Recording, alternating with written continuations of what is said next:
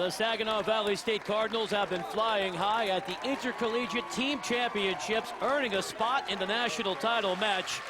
They've gotten this far twice before, but today they hope to turn their championship dream into a reality, taking on the Newman Jets, who have roared through this premier event in just their second appearance. They're trying to feed off the intensity of their passionate fans in Rockford, Illinois. For 32 years, the nation's top collegiate bowling programs have gathered to crown a national champion. Last year, they were the Lions that roared as tiny Lindenwood took home the title. This year, another newcomer is chasing the championship. Newman University, and only its second nationals, is in the finals against seasoned Saginaw Valley State, seeking its third national title. When the smoke clears, who will capture the Helmer Cup? Find out next on CSTV.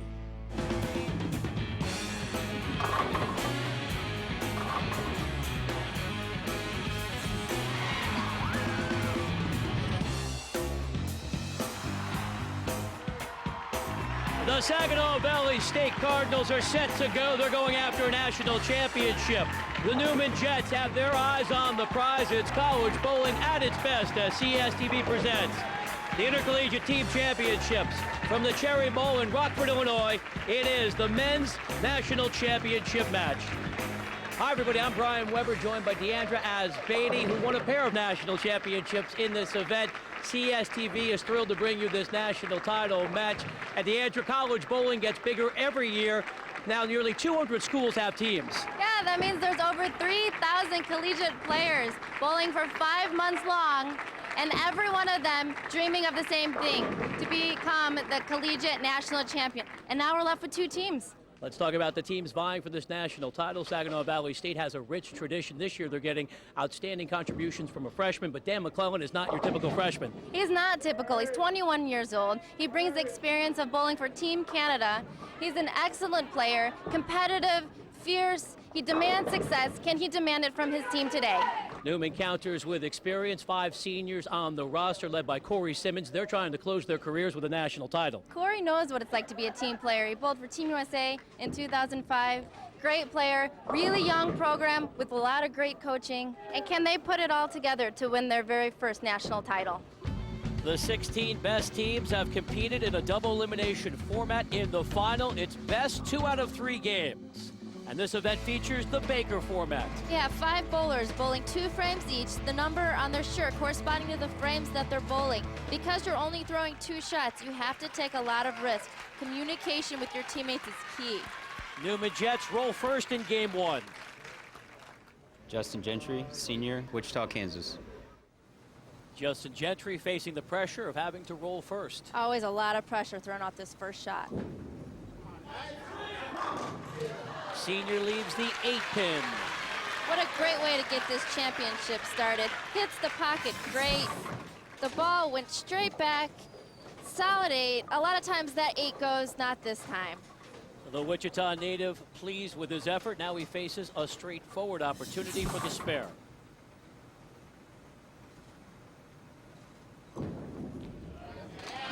Goes hard and straight with that plastic ball. Typically an easy spare, but with the national championship on the line, nothing's easy. Now it's time for the Saginaw Valley State Cardinals to roll. I'm Jason Howard, junior, Burton, Michigan. Jason Howard electing to stay in his home state for college bowling. And the outside pins cooperate, opens with a big strike. His ball hooked just a little bit too much on the back end. The ball's high, but trips to 6-7. And Jason is fired up, getting his team off to the strong start. Frame number 2 for the Newman Jets, after picking up the spare in the opening frame. Sean Bradhauer, junior, Fort Dodge, Iowa. Sean just had major elbow surgery this year, coming off a lot of time off. Bradhauer picks up the first strike for Newman, and he's pumped up. Doesn't look like he's feeling any pain right now. And a big contingent of Jet fans. Sean gets to the line, solid, strong, with a lot of leverage. Ball's on line. It's just a great shot. Second frame for Saginaw Valley State from University Center, Michigan. Steve Novak, senior, Oceanside, New York. This is his second time on TV. Saginaw finished second in Tulsa 2 years ago. Everything but the 10-pin. And Dan Dorian relying on his championship experience. The top 10 rankings reflect just how well these teams have performed. Saginaw Valley State at number 2. And once more this year, loads of talent in Wichita, Kansas. That's where Newman is located at number 8, along with top-ranked Wichita State. Novak going after the spare. Steve changes to that plastic ball to create less friction and take this difficult lane out of play. Strong starts for both teams, and we're coming back with more Game 1 action in just one moment. Stay with us on CSTV. Rockford, Illinois is the site of the Intercollegiate Team Championships on CSTV. And for the second year, the Cherry Bowl played host to this prestigious event. 16 teams revved up to compete for the national title. I remember that intense feeling. There's a lot of energy, but a lot of nerves. And the traditional coach's first shot to start the tournament. A major storyline involved Fresno State, last year's finalists. That's right. They were knocked out early by Newman. The Bulldogs finished 9th. Not the way a collegiate bowler there, P.J. Haggerty, imagined his season would end. But Newman was far from done. The Giant Killers took out defending champion Lindenwood. The thrilling semifinal went the distance, and the Jets prevailed in 7 games, making the shots that mattered the most, earning a spot in the national championship match. We just fought all day. We just all worked together as a team, and it ended out in the end. We just came out and threw as one. Saginaw Valley State powered their way through the tournament, taking care of traditional power Wichita State in 6 games in the final. Emotions have been running high this week in Rockford, Illinois. We knew if we made our spares and just executed on the right lane, we'd beat Wichita, and we did. Both of our finalists have been bowling at a high level. Neither has lost a match in the double elimination format, and the Cardinals have been dominant. It's rare that a freshman take a leading role at a national final, but Dan McClellan has done just that. A spare and a strike for both teams in the first 2 frames. It's the 3rd frame for the Newman Jets. Brandon Fraser, senior, Mulvane, Kansas. This is Brandon's 3rd year on the team. Everything but the 10-pin for Brandon Fraser. This ball never got right enough on the lane. It was left off his hand, and he's really lucky to have just 1 pin stand. It could have easily been a split. Brandon realizing that was not his best throw, but a good result going after the spare. Finds the gutter, he missed it entirely. He just got really fast on that shot. He overthrew it. It was just right off his hand, really quick. There's a lot of pressure here. Something that seems so simple becomes much more difficult with the weight of a national title on the line. First open frame for either team, a chance for Saginaw Valley State in the 3rd frame. Hi, I'm Laroy Anderson, junior, Annapolis, Maryland. You know, your arm swing gets a little bit looser when your opponent opens, but we're really taught to just focus on what we're doing. You can't control the other team.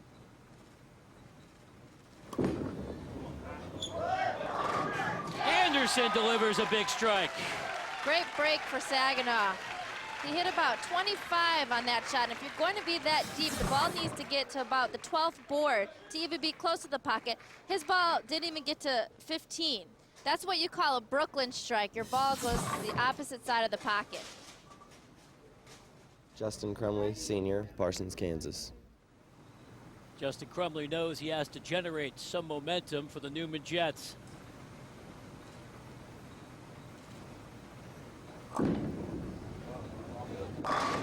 And trouble on the left side, left the head pin and the 2. This oil pattern is really demanding. There's not much room for error. Justin got this ball a little bit too far right, and it never turned the corner. He might have overthrown that just a tad. Getting it right and overthrowing it isn't a good combination.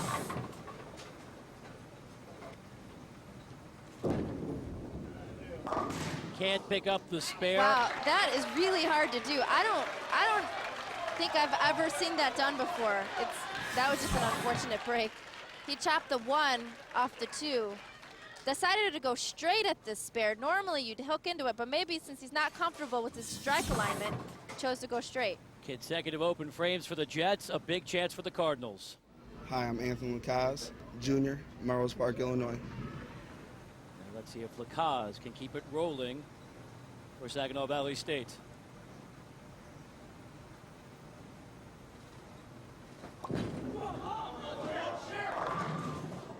Again, that ball did not get right enough. He's really lucky to have gotten that back pin out, that 9 pin. The 3-6-10 gets much more difficult if that 9 pin's in there. That ball just checks up a little bit too early. Just knocking out that 9 pin.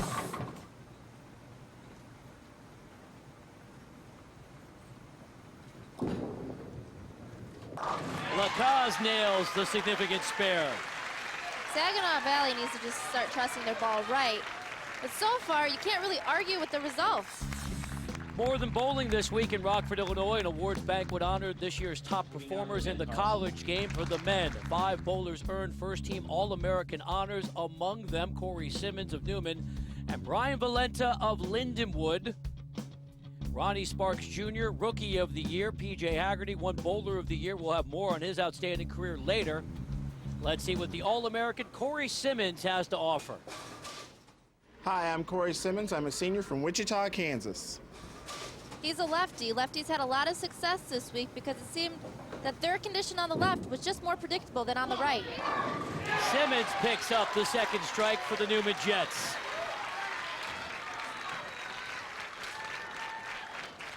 And just what they needed after the open frames. This is what I mean by predictable. He knows where his ball is going down the lane. That's why he's an All-American.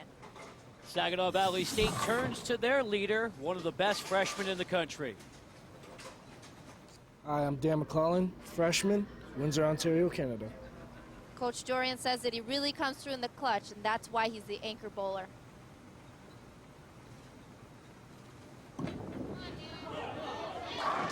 The man from north of the border leaves the 9, almost went down. It was really a great shot, a little high, but still really solid. The 4 and the 3 pin actually come back off the wall to stand that 9 pin up. Bad break for Saginaw. Deandra, looks like Dan has a bit of an unorthodox delivery. Look at how high his ball swings up, almost vertical. Not many people can actually do that with the bowling ball. McClellan flirted with the strike, converts the spare, and Saginaw Valley State is looking good, opening up the early lead through 5 frames. Coming up, we'll spotlight the National Bowler of the Year. He's a bulldog on the lanes. We're back in Rockford, Illinois. Let's check in with Deandra. She's with some of Newman's biggest supporters. I'm in the Newman section with some really big fans. What a great week for Newman University. How exciting is it to see them in the finals? Totally awesome! Newman hoping to feed off the intensity of their fans, and now they're looking to string together a few strikes. Yeah, they can really use a double to get back in this match. Gentry could be the performer to do it. He's got it. Last shot was a solid 8. 8 wasn't going to stand on that shot. Back-to-back strikes for the Jets. Justin's got a great release. His elbow's in tight to his body. It's clean off his hand. His ball's on line. Jason Howard had a strike his first time up. A brilliant accomplishment in 2002. Keeps it rolling for Saginaw Valley State. Jason really pulls through this shot. It's really important to be loose in these situations. It's also very hard. He's just helping the ball too much, but it goes Brooklyn, and he gets a good break.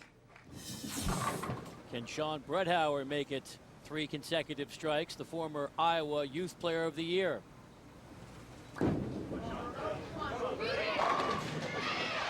Seven will not go down. That 7 pin could have definitely fallen on that shot. It was a great shot, was on line. The pins wanted to hit it, no luck. trying to use his body language to will that pin down, and some unique body language lane side.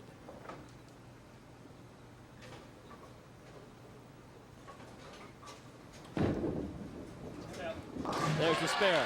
Typical shot for a right-hander at a 7-pin, just hard and straight with a plastic ball. Converts it nicely. It's a 13-pin lead. Saginaw Valley's up, but it's far from decided. Steve Novak had a spare in the second frame.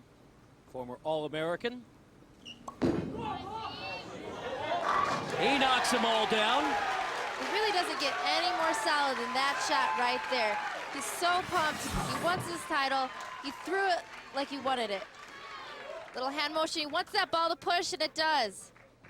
And both teams continue to display tons of emotion. Brandon Fraser knows about perfection on the lanes. Not the ideal result there. Newman needs to get it together quick. Saginaw's feeling good. He gets that ball a little bit right. It just doesn't want to react. Leaves a 210. Just looks like he's confused. Fraser had the open frame in the third, trying to redeem himself. Needs to hit the 2 on the left side. It's a flush. And another costly open frame for the Jets. Saginaw's Valley State opening up a commanding lead. Right now, Saginaw just needs to keep it clean. No open frames means a win. Even if Newman strikes out, they can only shoot 193. Anderson with a strike in his prior frame.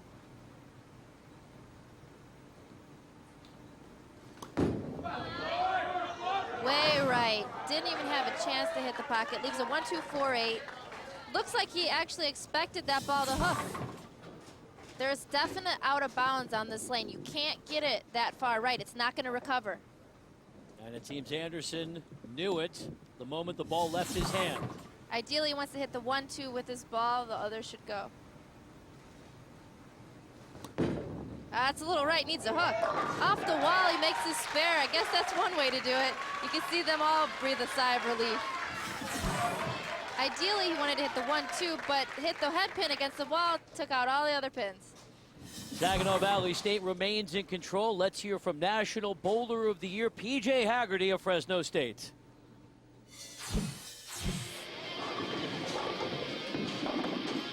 I don't like any pins. They're pretty annoying, actually. I don't like them very much. The defining moment was probably when I made Junior Team USA. I knew a lot of hard work paid off. It was something that I wanted to do for a really long time. It was one of my goals that I wanted to achieve. And from then on, I gained a lot of confidence. I believed in myself a lot more, and I knew I could do anything I wanted to. Being the best college bowler in 2 years straight requires some good coaching. I look back to Glenn Carlson and Chris Preble, all the long hours at our union. Also, hanging out with the guys and developing a good chemistry with the guys helps a lot. Knowing that we have friendships and we have, we have long-lasting communication within each other, that can really help us. The best thing about college bowling, the trips.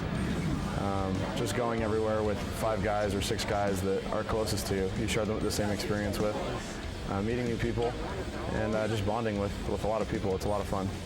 I want people to remember me as one of the best college bowlers ever.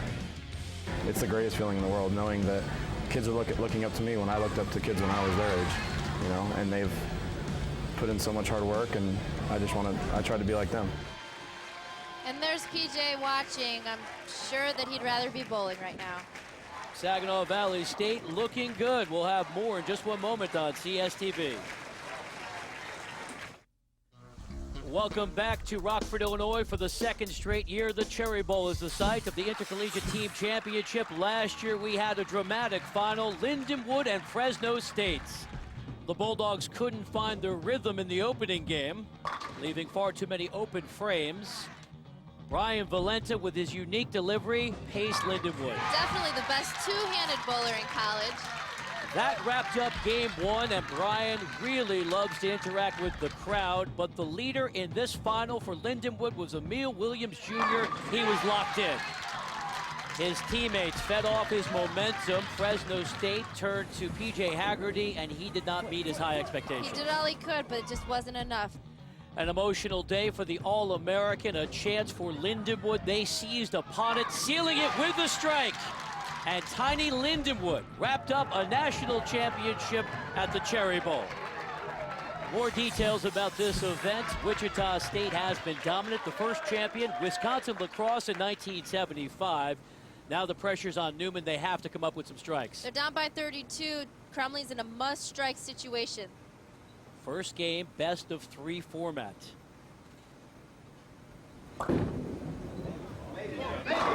Crumley picks up the much-needed strike. That was a great shot under a lot of pressure. Kicks out the 10 late. Keeps the ball in the pocket, just enough to kick out that 10. Justin pleased with his effort, rightfully so. Here's Anthony Lacaze, familiar with perfect games. And that's perfect as well.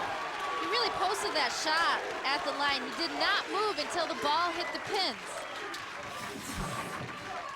Anthony was going to make sure that this shot was better than his first. This puts them in excellent condition to win this game. Corey Simmonds needs a strike. This game isn't totally over. If Corey strikes out, he'll force McClellan to mark in the 10th. Corey Simmonds with the big strike. He looks really confident despite Newman trailing. He knows there's still a lot of bowling left.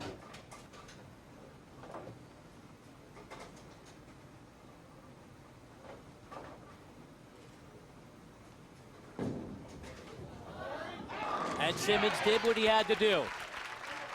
Corey's keeping them alive right now. They're still in this game. That's why he's the anchor bowler. Really good steady shot. Knows it's going to be in the pocket, but really needs this strike here to have a chance at winning this game. And he leaves the bucket. This was a really big shot because if he would have struck, it would have forced Dan to mark. Now he just needs 8 pins total in the 10th frame. So it's up to the freshman, Dan McClellan. Can he secure a win in game 1 for Saginaw Valley State?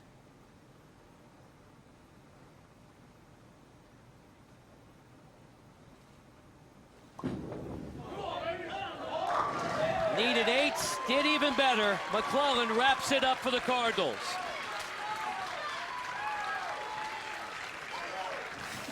That's why Dan's in the anchor position. Being in the anchor position, he needs to just really focus on making a good, clean, solid shot. Nothing different than he normally does. And while it's academic, McClellan will try to pick up the spare. Successfully does so. Adding to the pin total for the Cardinals.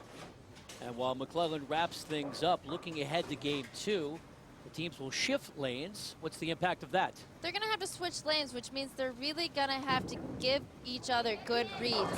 They're going to have to communicate what the lane is doing and compared to the other lane that they just got off of.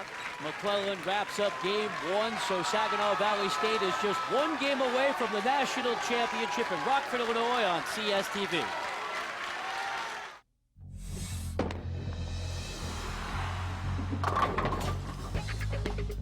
Well, what I love most about bowling is just the excitement factor.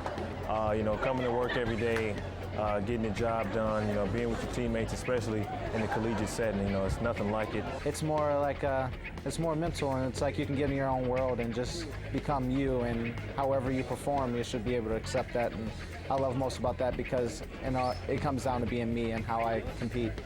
I love the challenges. I love the competition that the sport gives and some of the other sports that I've tried. Just some of the reasons to enjoy the Intercollegiate Team Championships in Rockford, Illinois. The details of Game 1, won by Saginaw Valley State, 201-189. Newman had the edge in strikes, but the Cardinals picked up 3 more spares, and the Jets were hurt by 3 costly open frames. Let's check in with Deandra. Newman coach Billy Murphy, 3 open frames that last game. What are you going to do to settle down your guys? It was a pretty rough start, and I think they had some nerves going on, but I think they're settled down. We're going to make some great shots. Thank you. Good luck. Billy hoping his team can raise their play in the second game. As for Saginaw Valley State, it seems like the Baker system has really worked to their advantage. Yeah, Jason thinks that the most important aspect is putting the guys in the right order. It looks like they've done a nice job of that. They look to maintain the momentum they've gained the first game. And Jason makes it 3 consecutive strikes. It's interesting because lefty Corey Simmonds on this lane had a really good look, good reaction. Looks like this ball's gonna get a little bit left, but turns the corner, hits the pocket. And Jason likes what he sees. Justin Gentry starts game 2 for the Jets. No open frames for him in the first game. And in game 1, we were talking about the Cardinals having trouble going right in this lane. We see it for the Jets. Yeah, the ball just didn't look like it rolled on the left lane. It was a touch right, but I'm really surprised it didn't make the corner. And now Gentry goes after the difficult 1-2-10 spare. Can't convert it. And Newman faces an early deficit. Coach Murphy said they're going to have to cut down on mistakes. Not a good way to start.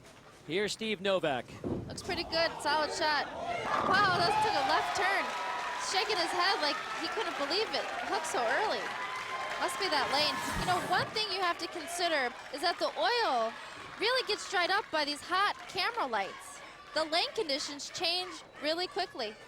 And we'll have an inside look at the maintenance of the lanes in just a bit. Sean Brethauer, no open frames yet.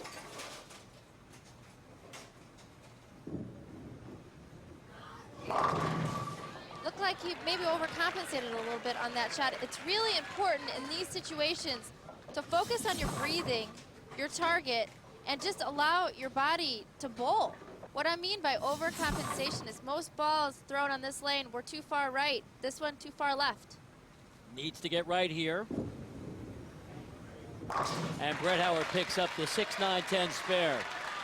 Newman needs to settle in and just start believing.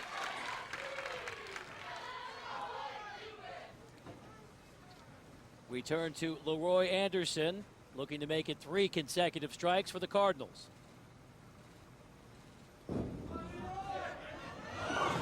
Way too far right. And it looks like he got a little bit quick. This ball doesn't have the energy at the end to recover and hit the pocket. His break point was entirely too far right. He's sliding too far left. It didn't have a chance. Where is he aiming here? He wants to hit this washout flush between the 1, the 2 pin, sliding the head pin into the 10. And Laroy must have good hearing, just as you diagnosed. That was really big for Saginaw. Looks confident thrown at this washout. Hits the 1 and the 2 flush. 1 goes back and hits the 10. Great shot. Brandon Fraser, a pair of open frames in the first game. Much better on this occasion. Fraser absolutely needed to make a good shot to give his team confidence. The Newman Jets need more strikes, though. Down a game in this best-of-3 format. Coming up, a fashion tip. How they dress the lanes in bowling, and more Game 2 action here on CSTV. A gorgeous day in Rockford, Illinois, side of the Intercollegiate Team Championships. We've been talking a lot about lane conditions. What's it take to maintain these lanes? Let's take you behind the scenes at the Cherry Bowl. The biggest thing that we can control is the amount of conditioner that's being put on each individual lane. As the machine is going down the lane, we'll walk up and down with the machine, and checking out other things such as the actual oil pressure and checking valve times and making sure that the machine is operating properly from lane to lane.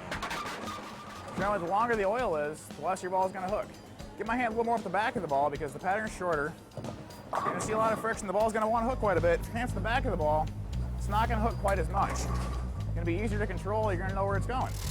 What we're doing with the tape is we're trapping the conditioner that's on the lane, and then we run that tape through an optical lane reader. We do this before they start bowling and then after we start bowling, so we can see how much oil we have and its placement on the lane beforehand, and then we do those tapes afterward to also see how much how much conditioner that the bowlers have erased or moved down the lane after play is all done.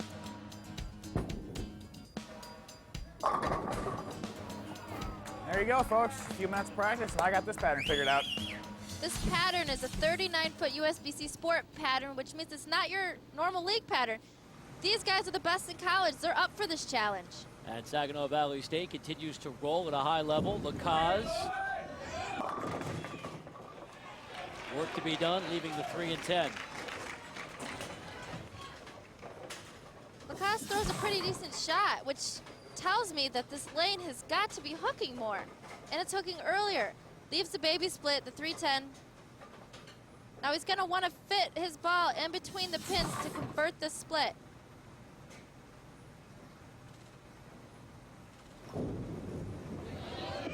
First open frame in game 2 for Saginaw Valley State. Little too hard at the 10, never touches the 3-pin. And the first real break in game 2 for the Newman Jets. Justin Crumley tries to capitalize on it.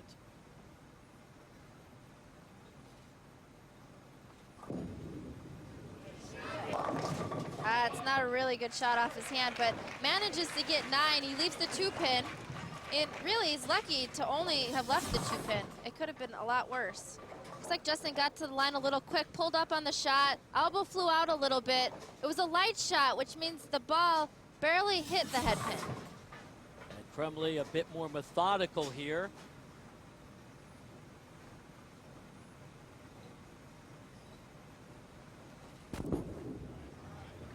Justin nails the much-needed spare. Crowd enjoying the action at the Cherry Bowl in Rockford, Illinois. More than 80 teams competing coast to coast. 16 made it to this event. Final, best 2 of 3 format. Saginaw Valley State won the opening game by 12. Closing in on what they hope will wrap up a national championship. Dan models his game off of PBA star Tommy Jones. He likes him because of his game and his determination. And bowling like that will get you to the PBA. The freshman stepping up. His ball reaction looks great right now. 3 great shots by him, and this is really the only one to strike. Dan's doing a great job of putting his ball on line. Looks like he likes his left lane a little bit better. It's the only shot to carry for him. Finally. A flash of emotion from the Canadian. Newman Jets overcoming that open frame to start game 2. Simmonds has been dialed in. Looks like Corey lost a little balance on that shot. Left the 3-6.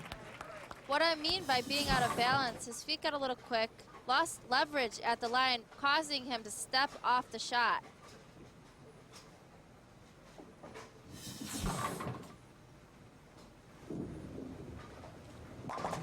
Corey Simmonds is doing all he can, but his team is down a game and 7 pins at the Intercollegiate Team Championships in Rockford, Illinois on CSTV.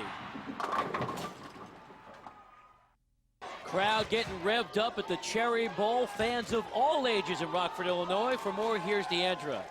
And here we have the youngest fan in the center. Who's daddy? Justin Crumley. And how proud are we of him? We couldn't be prouder. She's all tuckered out. She's been cheering for him all weekend, so. And I'm sure she'll be just as excited in a few years. We should keep our voices down as that youngster tries to take a nap. Game 2 of this championship match. Saginaw Valley State won the first game, up 7 pins in the second. This is Howard's first time bowling on TV. Very unusual arena setting. Fans light up on the side of these bowlers. Leaves the 2 and 4 pins. Looks like these guys are just trying to avoid disaster, which is a smart way to play. It was fast and right. Really needs to just focus on picking up this spare.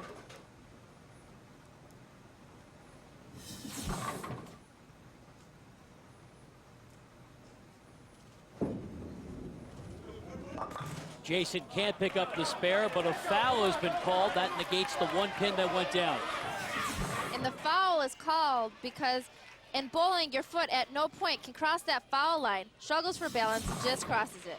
Brian Weber, Deandra Asbady with you on CSTV. However, that foul not too consequential because it was an open frame. Here's Justin Gentry with the sparkling average. That'll add to that total. Wow, that was a great shot. You know, Gentry has emoted confidence throughout this entire final. He looks like he expects to strike, like there is no question. It's online, throws it good. Perfect shot. So the foul and the strike gives Newman some momentum. Steve Novak looks to counter. And does so with the nifty strike. Doesn't look like Steve has adjusted to this lane yet. His ball, again, hooking too early, but carries the Brooklyn. This is Novak's second Brooklyn in a row. It's a really good break. Sean Bredhauer.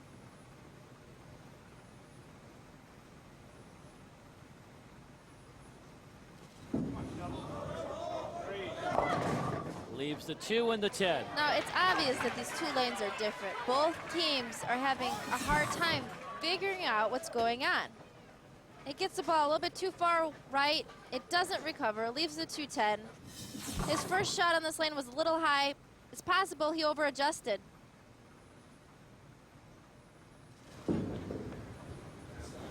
needed to hit that 2 on the left, slide it in the 10. He couldn't do it. Bowling Bakers, it's hard to get lined up because you're only bowling 2 frames. There isn't much time to get a good read on the lane because by the time you're back up, you have to make an adjustment. You have to really rely on your team. And the momentum dissolves for Newman, and Anderson exploited. Looked good, but could not get the 10 to go down. Anderson throws a really confident shot. It looks good, solid 10s. The ball may have run out of just a little bit of energy going down the lane, but it still looked good to me.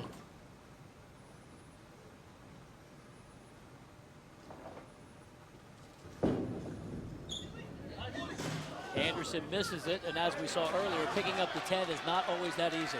He needed to flatten out that ball a little bit more, especially on this lane. It's on fire, reducing the amount of rotation. And now another potential shift in momentum. Can Brandon Fraser make the Cardinals pay? Fraser needs to dig deep here and find a way to use that open.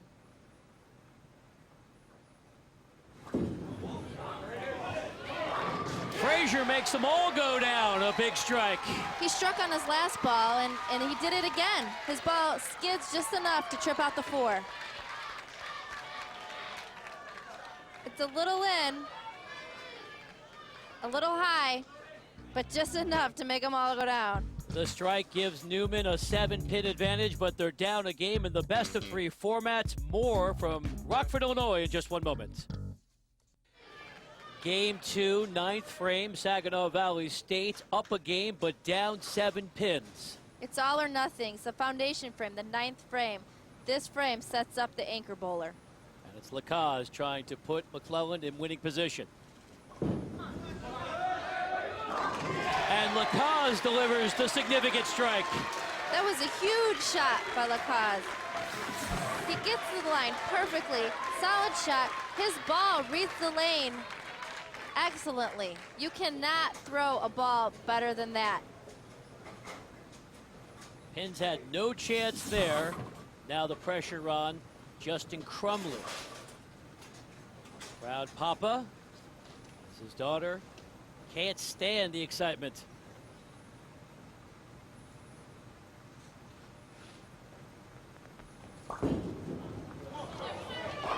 That ball got too far in, left the 6 and the 10. Threw it okay, but it came in a little high. Could have easily left him a split. He's lucky to just have the 6-10.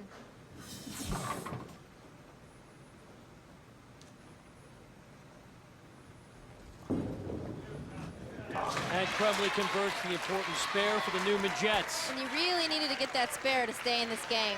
It's not over. I know what it's like shooting easy spares for a national title. I've made them and I missed them. They're anything but easy. So now Dan McClellan controls the destiny for Saginaw Valley State. What Dan needs to do here is double an 8 to shut them out. And off to a promising start. It's amazing how confident Dan has looked throughout this entire final. This might be the best shot Dan's thrown today. It was online. The 10 falls late, but it was flush in the pocket. We alluded to the fact this is not an ordinary freshman. He's bowled that way so far, needing another strike. And he leaves the 4-pin.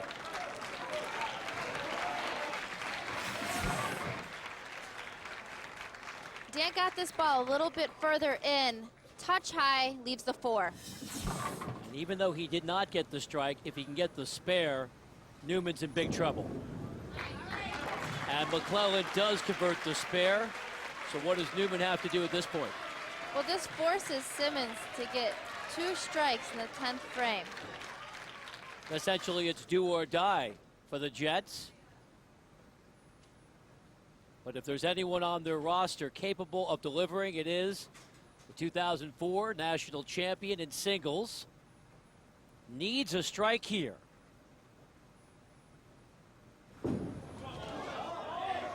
And he's got it! That was a great shot under pressure.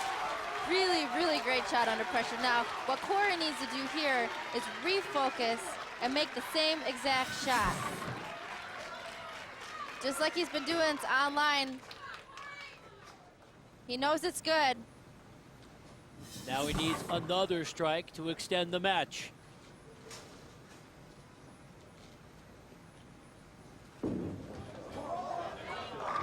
And Simmonds leaves a pair of pins. He knows Saginaw Valley State has won the national championship.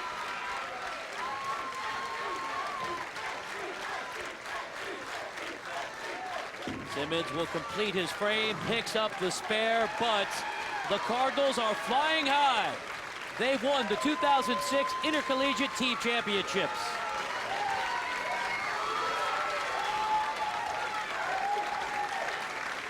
A moment to savor for the team from Michigan, another national championship for Dan Dorian. Corey Simmonds needed another strike, but the All-American came up just a touch short. So the Cardinals are victorious. Let's check in with Deandra. She's with Saginaw Valley State. Coach, congratulations on your 3rd national championship. How were you able to get it done this year? Oh, we just had a long season. We worked very hard all year. We didn't bowl good on Thursday. We made some changes on Friday with the help of one of our assistants, a past player of ours, Bill O'Neill. And he read the lanes right for us, gave us the right information, and we just read them after that and went through the shots, and it worked out for us. Newman was a great team for us to bowl against. They're our friends, and so we really enjoyed this match. We wish that both of us could have won, but we're very happy to have it. Thank you very much. Thank you. I've got to imagine this feels pretty good. Oh, extremely. As a freshman coming into this prestigious school, just, wow, it's overwhelming. Just trying to fill Bill's shoes, trying to get to know everybody. It's really overwhelming right now. Congratulations. How do you guys feel?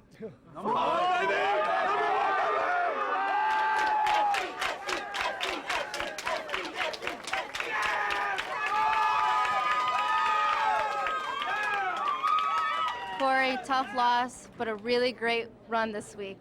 It was a good run. Can't thank the team much. They bowled great all week.